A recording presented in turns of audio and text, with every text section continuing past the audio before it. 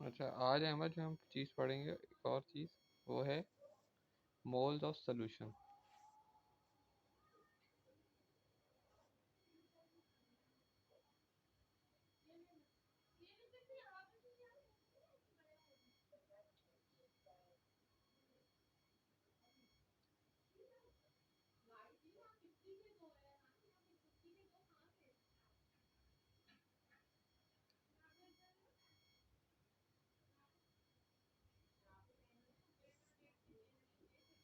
मैं तुम्हें पहले फॉर्मूलाज रिवाइज करवाता हूँ कि जो हमने पढ़े थे। पहला फॉर्मूला मोल्स का हमने पढ़ा था, मास अपॉन एआर या एमआर। ये किसके लिए है?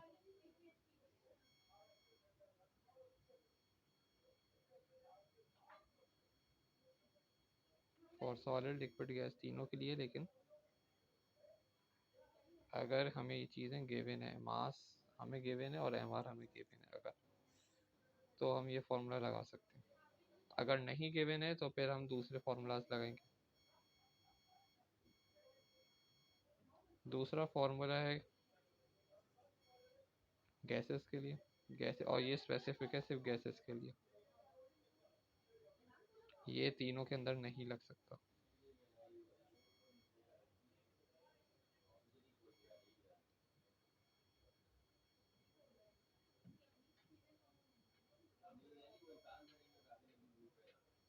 वॉल्यूम डीएम क्यूब में होगा, लोगे तुम,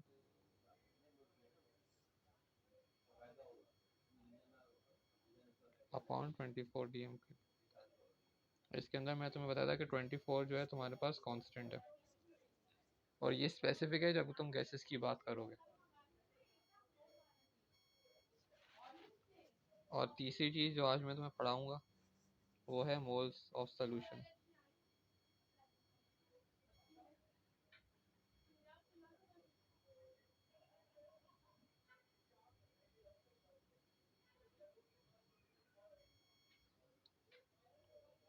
इसके अंदर होगी तुम्हारे पास कॉन्सेंट्रेशन,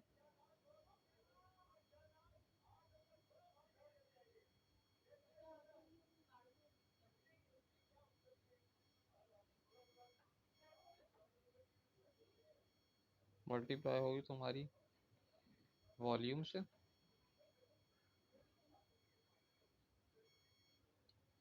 अच्छा यहाँ वॉल्यूम तुम सीएम क्यूब में कन्वर्ट करोगे। कैसे करोगे बताता हूँ।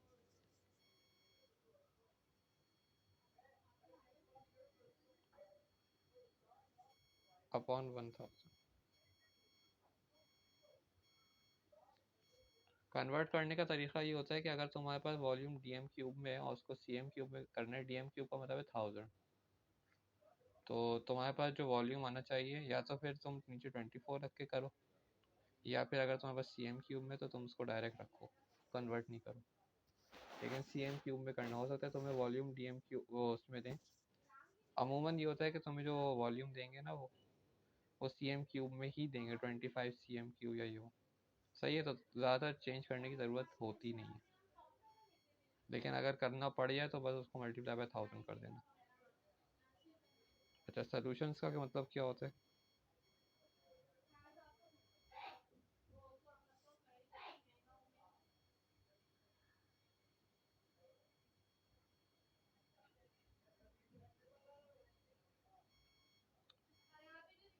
सॉल्यूशन का मतलब होता है सॉलिड, जो तुम डाल रहे हो एक मिक्सचर मिक्सचर के अंदर, सॉलिड प्लस वाटर। मतलब वाटर या लिक्विड जो भी है तुम्हारा वो, और उसके अंदर जैसे पानी है तुम्हारे पास और उसके अंदर तुमने नींबू पानी घोला है, तो नींबू पानी जो है तुम्हारे पास वो सॉलिड आ गया तुम्हारे पास, क्योंकि वो पाउडर फॉर्म में था। और दूसरा पानी जो है वो तुम्हारे पास लिक्विड फॉर्म में आ गया, और इन दोनों को जब तुमने मिक्स किया तो तुम्हारे पास नींबू पानी का सोल्यूशन बन गया। केमिस्ट्री में सॉलिड को कहते हैं सलूट,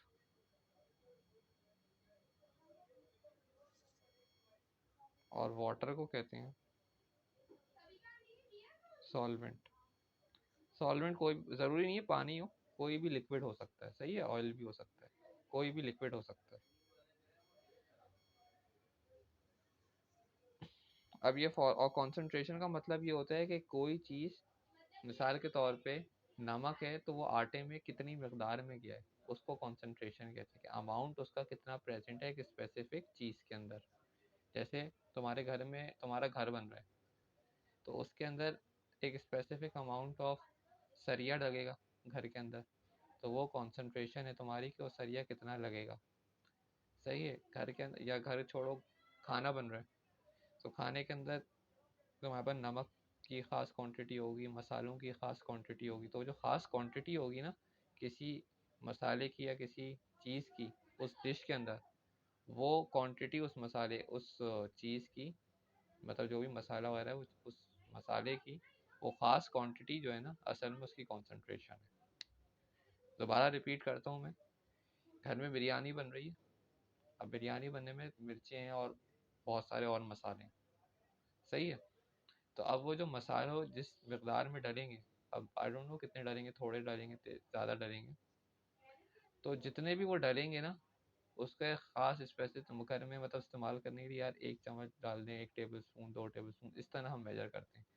तो जो 1 टेबल स्पून 2 टेबल स्पून हम जो डालते हैं ना मसाले वगैरह, वो असल में उसकी कॉन्सेंट्रेशन है बिरयानी के अंदर। कॉन्सेंट्रेशन का मतलब ये है। तो अब चलो सवाल की तरफ चलते हैं, और मैं तुम्हें बताता हूँ पहले कि करना क्या है। देखो, इस कंसंट्रेशन के सवाल करने के भी ना, मैं तुम्हें बताया था 2 मेथड होते हैं। एक तो मास टू मोल मेथड होता है, लंबा मेथड, जिसमें 3-4 स्टेप्स होते हैं, कि पहले तुम जो है कंसंट्रेशन को तुम मोल में कन्वर्ट करोगे, मोल से फिर रेशियो देखोगे दोनों का कि दोनों इक्वेशन में क्या है, उसके बाद फिर दोबारा जाओगे मास पे और फिर कन्वर्ट करोगे, एक लंबा प्रोसेस है। और दूसरा है कि शॉर्टकट मेथड, जो मैं तुम्हें रेशियो मेथड बताया सिखाया हुआ है। तो अब मैं जो है आज जो है तुम्हें उसमें लंबे प्रोसेस के अंदर नहीं घुमाऊंगा, बल्कि जो है मैं तुम्हें रेशो मेथड से ही करके दिखाता हूँ सवाल, और ताकि तुम्हारे लिए भी इजी हो समझने में। और मैं प्रेफर भी ये करूँगा एग्जाम के अंदर भी इसी तरह से कर लेना। इक्वेशन है मेरे पास 2Na+2HCl, ये प्रोडक्ट से हमारे रिएक्टेंट से हमारा बने 2NaCl+H2 गैस।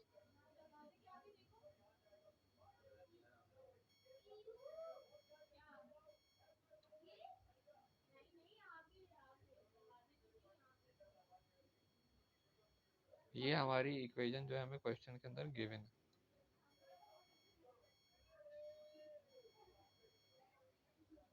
अब क्वेश्चन में लिख देता हूँ क्या है। क्वेश्चन है calculate mass of Na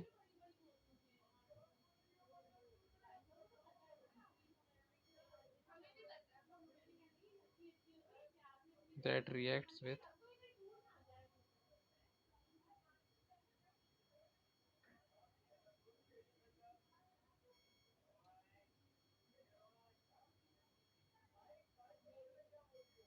25 cm3।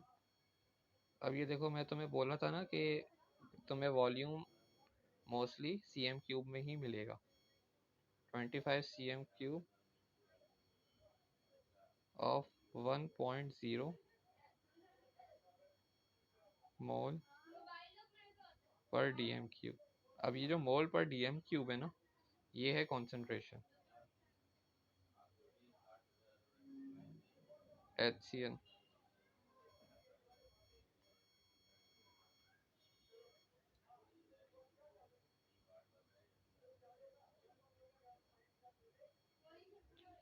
एक जुगाड़ बता रहा हूँ, उससे समझ में आ जाएगी चीज़ क्या है। cm³ में कोई भी चीज़ दी हुई हो ना, उसके साथ लिखा हो, समझ लो वॉल्यूम है।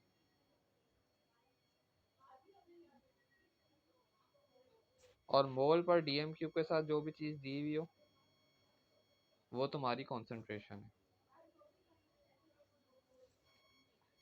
सही है, ये कॉन्सेंट्रेशन का यूनिट होता है, ऐसा यूनिट जैसे फोर्स का न्यूटन्स होता है, डिस्टेंस का मीटर होता है ना, इस तरह कॉन्सेंट्रेशन का यूनिट होता है मोल पर डीएम।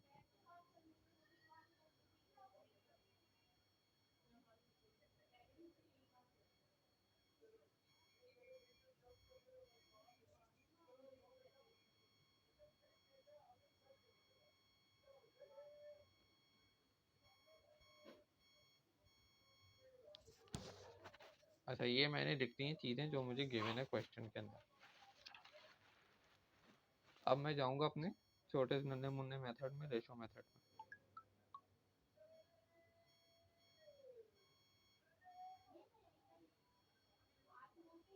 अच्छा, ये रेशो मेथड से तुम्हें समझाने के लिए लिख रहा हूँ मैं, असल में नहीं है ये।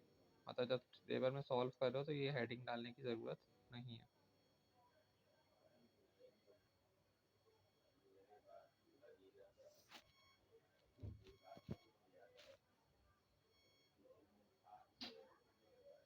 मास और मोल्स, इसका रेशो निकालना है तुम्हें।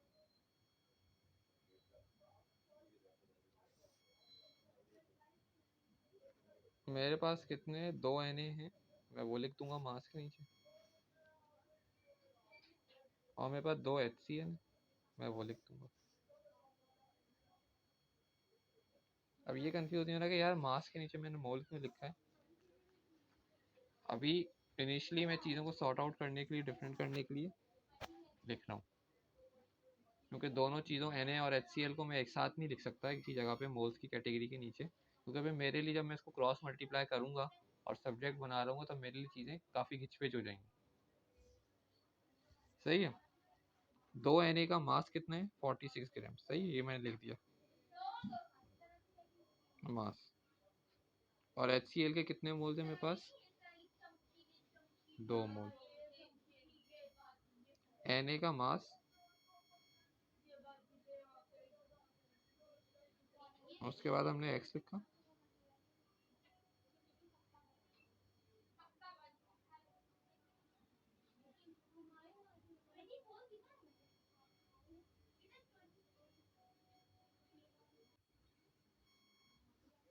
अच्छा, यहाँ पे जो है मैंने 46 ग्राम जो निकाला है, ये इसका MR है। सही है, Na का, ओ MR कह रहा हूँ, वो है AR है। सही है, और मुझे मास निकालना है अभी। और यहाँ पे मैंने मोल्स लिखा था तो मुझे HCl के मोल्स निकालने हैं। अब मैंने कहा था कि जब इस तरह का सवाल है जिसमें तुम्हें कॉन्सेंट्रेशन और वॉल्यूम दिया हुआ हो, तो हमारे पास जो है एक फॉर्मूला में लिखवाया था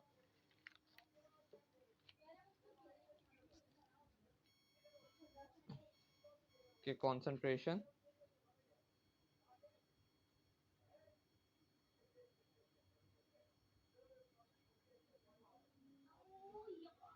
equals to volume divided bye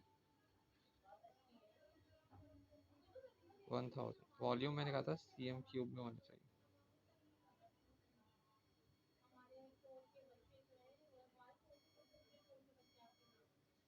अब मुझे इस क्वेश्चन के अंदर कॉन्सेंट्रेशन और वॉल्यूम दोनों चीज़ें गिवन है, तो मैं इससे मोल्स निकाल सकता हूँ कि कितने मुझे मोल्स चाहिए। अच्छा, ये तुम कहोगे यार कि रेशो मेथड है यार और आप ये वर्किंग कर रहे हैं, इसके अंदर मुझे थोड़ी बहुत वर्किंग करनी होगी, डायरेक्टली इसके अंदर आंसर नहीं आता। इतनी वर्किंग करनी पड़ेगी कि मोल्स निकालने पड़ेंगे। कॉन्सेंट्रेशन थी मेरे पास 1 मोल पर DMQ, 1.0 मोल पर DMQ इक्वल्स टू वॉल्यूम मेरे पास था 25 cm³।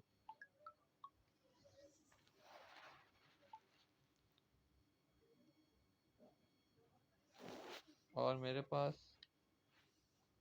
जो वो था वॉल्यूम था, जो नीचे मुझे लिखना था कांस्टेंट, वो था 1000।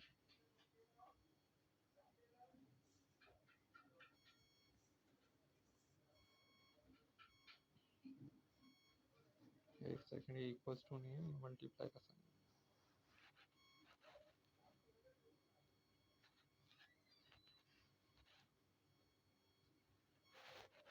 तो जब हम इसको मल्टीप्लाई करेंगे तो यहाँ पर जो मोल्स निकल के आएंगे वो आएंगे 0.025 मोल्स।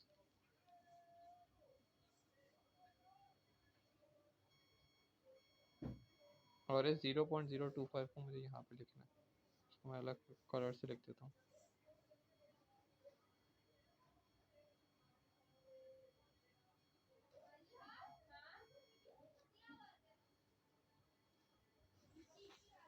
सही, अब मैंने मोल सीखे, मुझे मास चाहिए। अब मैं क्या करूँगा, इस x को 2 से मल्टीप्लाई करूँगा और जो मेरे पास मोल सीखना है उसको 46 से मल्टीप्लाई करूँगा, क्रॉस मल्टीप्लाई करके मेरे पास आंसर निकल के आ जाएगा x का, दैट इज 0.0575 ग्राम्स।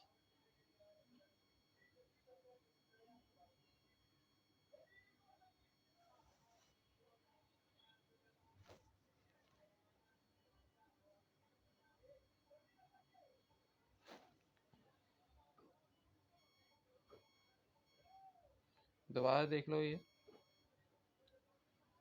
2 Na मैंने लिख दिए और 2 HCl जो इक्वेशन के अंदर दिया हुआ है, पहले मैंने ये लिख दिया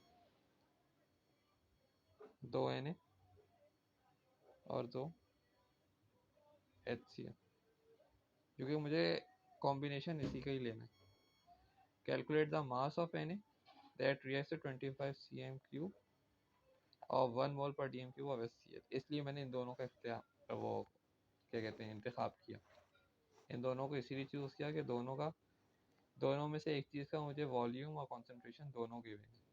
अगर मैं NaCl या H2 की तरफ जाता तो मेरे लिए उसका सिर्फ MR गिवन है और कोई चीज़ मुझे गिवन नहीं है, दोनों में से किसी का भी मुझे मास गिवन नहीं है, तो मेरे लिए चीज़ें वहाँ पे काफ़ी इम्पॉसिबल हो जाती। तो जो चीज़ें गिवन है उसी के रेशो से आप लोग ये काम करना। मास और मोल्स का डाल लो, 2 Na 2 HCl ये मैंने लिख लिया, फिर 46 ग्राम जो है उसका Na का MR डाल दिया मैंने, वो AR डाल दिया, और 2 मोल जो है जो इक्वेशन से हमें नज़र आ रहे हैं हमने वो डाल दिए HCl के। उसके बाद Na का मास कितना है वो हमें निकालना है, वो हमने लिख दिया ऐसी, और Na के मोल्स हमें इस फॉर्मूले के साथ निकालने हैं, concentration multiply by volume divided by 1000, ये फॉर्मूला है। हमने कॉन्सेंट्रेशन और वॉल्यूम को अपनी जगह पे रखा और 1000 से डिवाइड करा, तो हमारे पास आंसर है 0.025 मोल्स। 0.025 मोल्स को हम रखेंगे 2 मोल्स के नीचे, और उसके बाद 0.025 मल्टीप्लाई बाय 46 डिवाइडेड बाय 2, तो हमारे पास आंसर आएगा 0.0575 ग्राम, जिस है मास ऑफ Na। अब मैं एक और क्वेश्चन इस तरह का कराता हूँ ताकि चीज़ें और क्लियर हो जाएं, ताकि समझ में आए कि ये सोल्यूशन है क्या चीज़।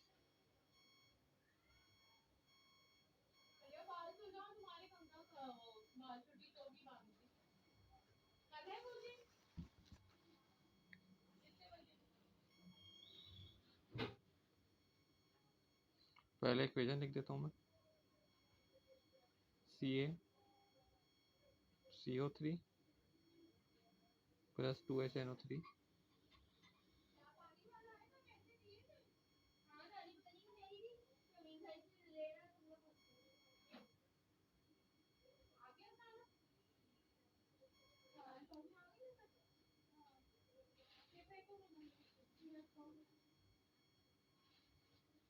अच्छा, इस इक्वेशन के अंदर ना तो हमें कोई चीज़ बैलेंस करने की ज़रूरत नहीं है।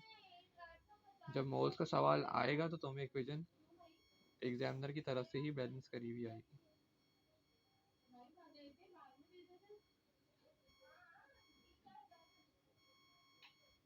सही है ना, ये इक्वेशन है हमारी,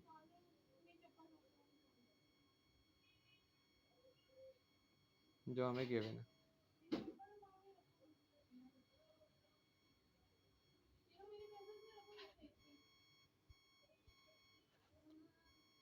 अब हम क्वेश्चन की तरफ बढ़ते हैं अपने। क्वेश्चन क्या कह रहे हैं? क्वेश्चन कह रहे हैं calculate mass of H2O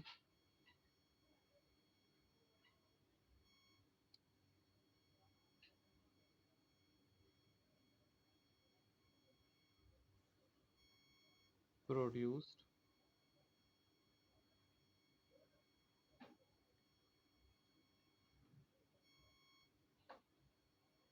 when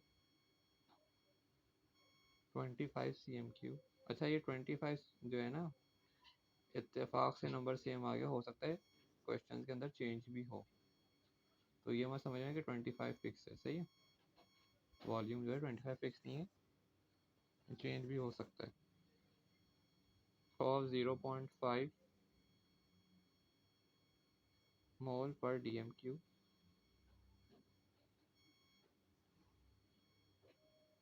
HNO3 reacts।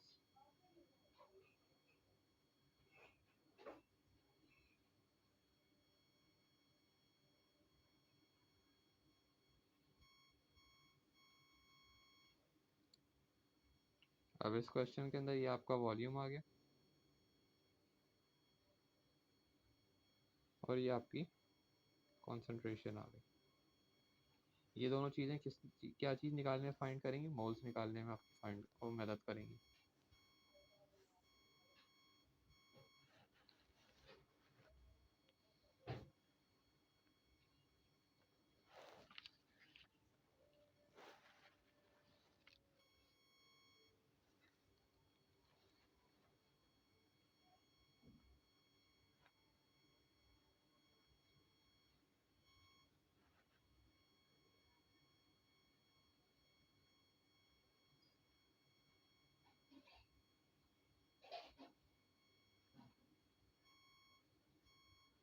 पहले मैंने मास बोला था, अब क्वेश्चन के अंदर हमें मास गिवन नहीं है,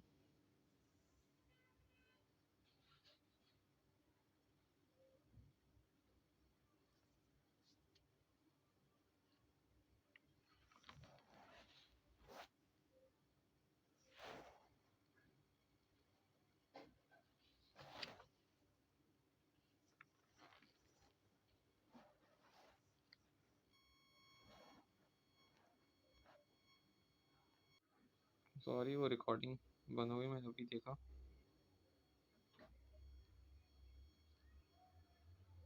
अच्छा इस क्वेश्चन के अंदर भी आपको मास और मोल्स, जैसे पिछले क्वेश्चन के अंदर हमने किया हुआ था ना कि हमने मास और मोल्स के दो कॉलम्स बनाए हुए थे, इसी तरह इस क्वेश्चन के अंदर भी मास और मोल्स के दो कॉलम बना लें।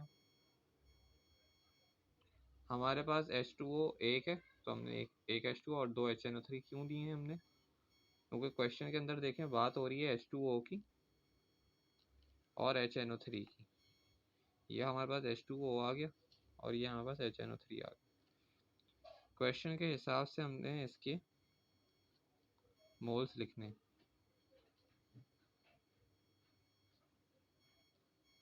सही है, मैंने यहाँ पे लिख दी इक्वेशन। अब H2O का आपको MR लिखने। H का होता है 1, 2H मतलब यहाँ पे 2 आ जाएगा हाइड्रोजन का AR, ऑक्सीजन 16 होता है तो ये 18 हो जाएगा, वाटर 18 ग्राम्स। यहाँ पर आपको इसके मोल्स लिखने कितने, तो ये 2 मोल है। फिर H2O का मास निकालना है आपको, उसको X रखें। इसके मोल्स आपको निकालने हैं, moles equals to concentration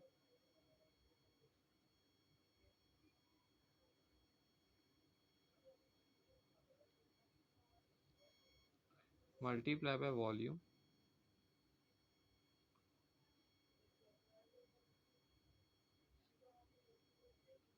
divided by 1000।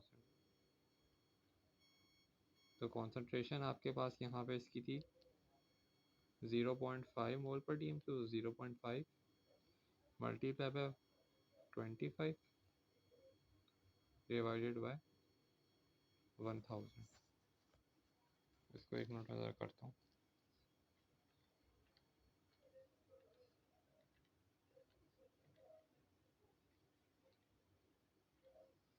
तो हमारे पास जो आंसर है वो है 0.0125।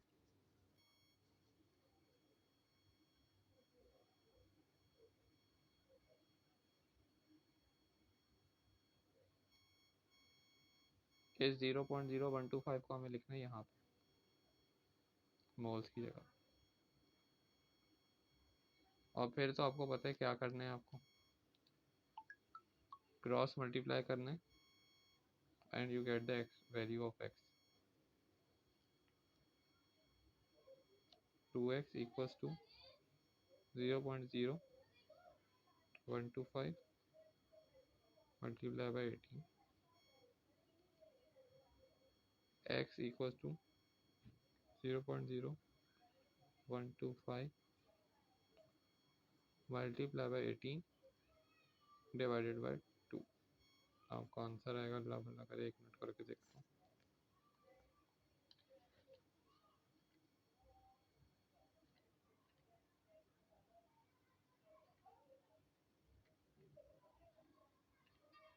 हमारा आएगा 0.1125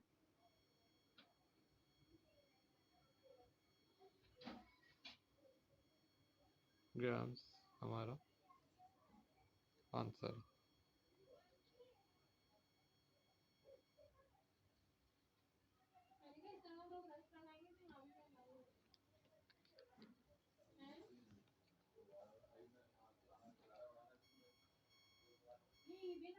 ये हमारा पूरा प्रोसीजर है। दोनों क्वेश्चन से मैंने करके दिखा दिया कि हमें किस तरह करना है। एक और मैं करा देता हूँ क्वेश्चन, जो कि है वॉल्यूम के साथ करा दूंगा। कि हमने यहाँ पे क्या कर रहे थे, मास टू मोल रेशो ले रहे थे पहले सवाल में भी, दूसरे सवाल में भी और पहले सवाल में, दोनों में हमने मास और मोल का रेशो निकाला। तीसरे सवाल के अंदर हम वॉल्यूम और मोल का रेशो निकालेंगे।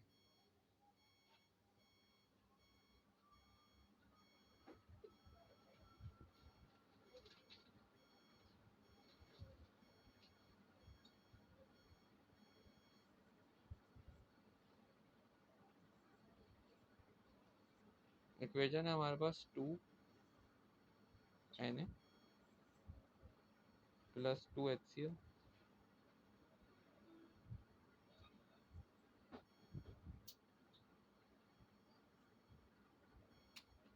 रिएक्टेंट है, और प्रोडक्ट हमारे पास बनेगा इसका 2NaCl plus H2 gas.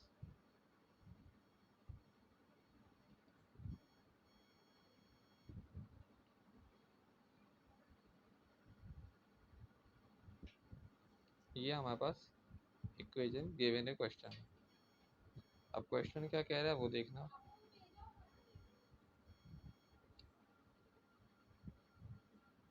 Calculate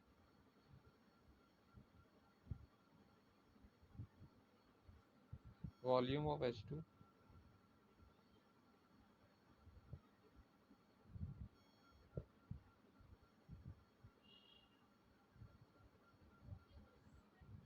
that reacts with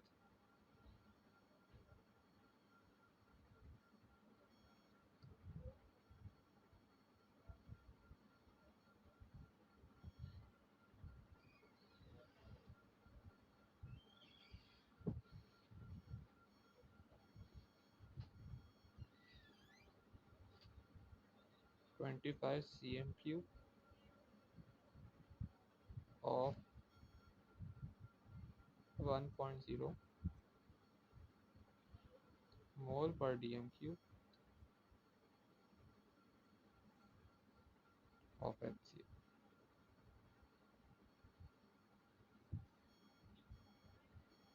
अब यहाँ पे देखें, आपसे मांग रहा है ये, पिछले क्वेश्चंस में मास मांग रहे थे, यहाँ पे वॉल्यूम मांग रहे हैं। आप क्वेश्चन देखें, मैं दिखाता हूँ आपको एक सेकंड। ये देखें, कैलकुलेट मास। उससे पहले वाले में देखें, उसमें भी मास कह रहा था, कैलकुलेट मास, सही है। लेकिन यहाँ उसने क्या किया होशियारी, उसने कहा कि वॉल्यूम बता दो मुझे। सही है। तो जहाँ मास मांगेगा वहाँ मास टू मोल रेशो लगाओगे तुम, और जहाँ वॉल्यूम मांगेगा वहाँ वॉल्यूम टू मोल रेशो लगाओगे। कैसे लगाओगे मैं बताता हूँ।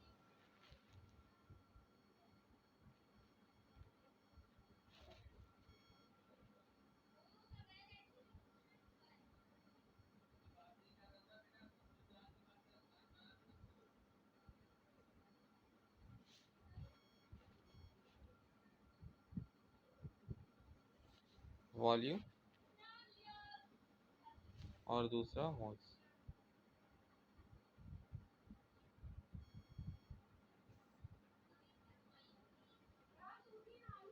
H2 और HCl का जोड़ निकालना है हमें, तो वही लिख दो तुम। इक्वेशन देखें आप,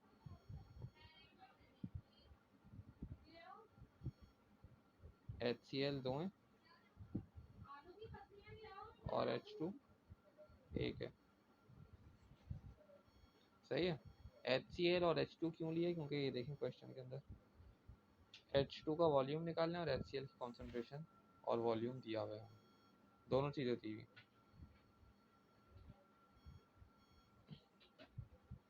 अच्छा, जब वॉल्यूम की बात आई तो मैंने कहा था हर गैस का स्टैंडर्ड वॉल्यूम कितना होगा। जैसे तुम जब मास निकाल रहे थे तो तुम पहले AR और MR कैलकुलेट कर रहे थे मास टू मोल रेशो में, लेकिन जब तुम वॉल्यूम टू मोल रेशो में जाओगे तो तुम 24 dm³ लिख दोगे। सही है स्टैंडर्ड। मैंने कहा था ये स्टैंडर्ड हर गैस की इतनी होती है कॉन्सेंट्रेशन, वॉल्यूम जो होता है वो उतना ही होता है। सही है। और यहाँ पे तुम उसी के 2 मोल लिख दोगे। मैं फिर बता दूँ 24 dm³ मैंने क्यों लिखा है, स्टैंडर्ड वॉल्यूम है किसी भी गैस का। सही है। और H2 क्या है, हाइड्रोजन गैस है, तो तुम यही लिख दोगे क्योंकि गिवन नहीं है। और वॉल्यूम तुम्हें मतलब किसी तरह तुम वो कोई जिस तरह AR या MR तुम पीरियोडिक टेबल से निकाल लेते हो, वॉल्यूम तुम किसी भी पीरियोडिक टेबल से निकाल नहीं सकते। तो तुम स्टैंडर्ड 24 dm³ हर गैस के लिए इस्तेमाल कर सकते हो, चाहे वो हाइड्रोजन हो चाहे वो ऑक्सीजन हो, कोई भी गैस हो तुम उसके लिए अप्लाई कर सकते हो। सही है।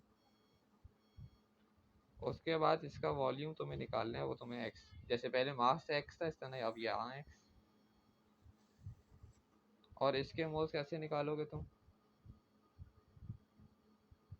वही moles equals to concentration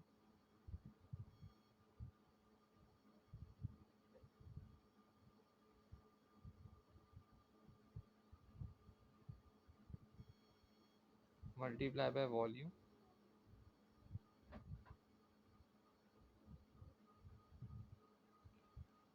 divided by 1000।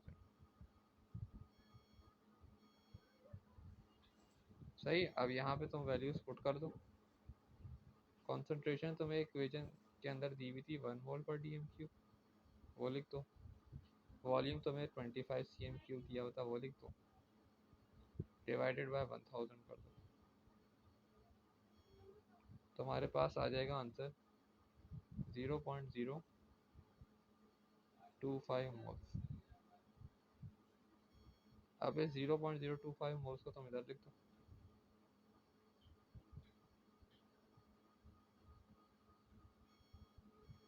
और अब करो तुम क्रॉस मल्टीप्लिकेशन एक्स फाइंड करने के लिए। ये हो जाएगा तुम्हारे पास 2x equals to 0.025 multiply by 24।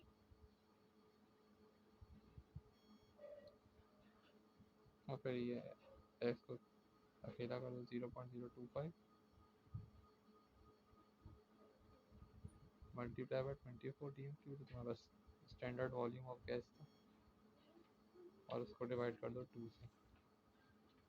तुम्हारा आंसर आएगा एक्स का 0.3। अब यहाँ dm³ लिखना वॉल्यूम के लिए, cm³ मत लिख के आ जाना। सही है। ये तो ये तुम्हारे पास वॉल्यूम आ गया। दोबारा देख लो तीनों सवालों को एक दफ़ा अच्छी तरह, क्या किया है मैंने, किस तरह किया है कि जब मुझे वॉल्यूम बोला उसके वॉल्यूम निकालो तो फिर मैंने वॉल्यूम टू मोल्स का रेशो लिया। वॉल्यूम के अंदर चेंजेस मैंने ये कर दी कि जो मुझे पास AR या MR निकाल रहा था मैं पहले मास वाले के अंदर पीरियोडिक टेबल से देख के, मैं वॉल्यूम उस तरह पीरियोडिक टेबल से या किसी कोई और सोर्स मुझे दी भी नहीं होगी जिससे मैं वॉल्यूम एग्जैक्ट निकाल सकूँ। तो standard volume of all gases क्या होता है 24 dm³। मैंने वो 24 चिपका दिया यहाँ पे। और दूसरी तरफ मुझे HCl के मोल्स पता थे कि कितने, इक्वेशन को देख के दो। उसके बाद क्या है, मैं फार्मूले से फार्मूला तुम वही लगाओगे जो तुमने मास टू वॉल्यूम वाले मास टू मोल वाले कॉन्सेप्ट में लगाया था concentration multiply bye moles multiply by 1000 concentration multiply by volume divided by 1000, उससे तुम वॉल्यूम निकाल लोगे, मोल्स निकाल लोगे सॉरी, और फिर उन्हीं मोल्स को रखकर तुम जो है एक्स की वैल्यू निकाल लोगे। ऊपर वाले जो मास वाले सवाल थे उसके अंदर क्या था, तुमने पहले लिख दिया कि पहले तुम लिखोगे वो वाले एलिमेंट्स जिनका तुम्हें काम है, सही है, जो क्वेश्चन में तुम्हें गिवन है, सही है। जैसे इस क्वेश्चन के अंदर मुझे कौन कौन से गिवन थे, H2O और HNO3 गिवन थे, तो मैंने H2O और HNO3 इक्वेशन के इसमें हिसाब से मैंने लिख दिया कि वहाँ एक है तो यहाँ दो। उसके बाद फिर मैंने नेक्स्ट स्टेप में क्या किया, मैंने मास वाले सेगमेंट के अंदर MR निकाल के लिख दिया उसका H2O का, और दूसरी जगह मैंने मोल्स लिख दिए HNO3 के कितने। उसके बाद x लिया मैंने, x मतलब मुझे मास निकालना है अभी H2O का एक्चुअल, और फिर जो कॉन्सेंट्रेशन और वॉल्यूम मुझे गिवन था उससे मैंने मोल्स निकाल लिए। जब मैंने मोल्स निकाल लिए दोनों को आपस में क्रॉस मल्टीप्लाई मैंने किया और मेरे पास x का आंसर आ गया 0.1125 ग्राम्स। पहला वाला क्वेश्चन भी एग्जैक्ट सेम था, इसको एक दफ़ा तुम देख लो तो चीज़ें क्लियर हो जाएंगी।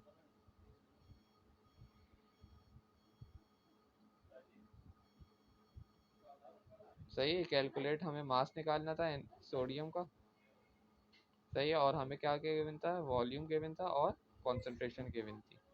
मैंने कहा था कि मोल पर डीएम क्यूब जो है वो ऐसा यूनिट है किसका, कॉन्सेंट्रेशन का। कॉन्सेंट्रेशन तुम्हें गिवन ही पता कैसे चलेगा ये कॉन्सेंट्रेशन है, तो मोल पर डीएम क्यूब, और उसके बाद फिर तुम किस तरह करोगे वही कि कॉन्सेंट्रेशन तुम्हें निकालनी होगी और तुम इस तरह चीज़ें कैलकुलेट करोगे, सही है। इस तरह हमारा जो है मोल्स ऑफ सॉल्यूशंस के अंदर वो तुमसे यही सवाल पूछेगा।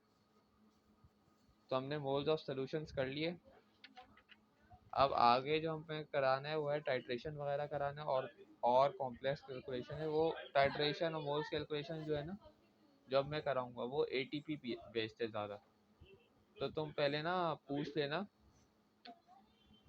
तुम पहले पूछ लेना उससे अपने ना, जहाँ से तुमने रजिस्ट्रेशन वगैरह करवाई है कि तुम्हारा एटीपी एग्जाम्प्ट हो रहा है या नहीं हो रहा। अगर नहीं हो रहा तो फिर मैं इस क्लास के बाद तुम्हें अगली क्लास के अंदर एटीपी के जो कॉन्सेप्ट आते हैं, standard procedure for simple titration वगैरह चीज़ें आती हैं, वो करा दूँगा, सही है।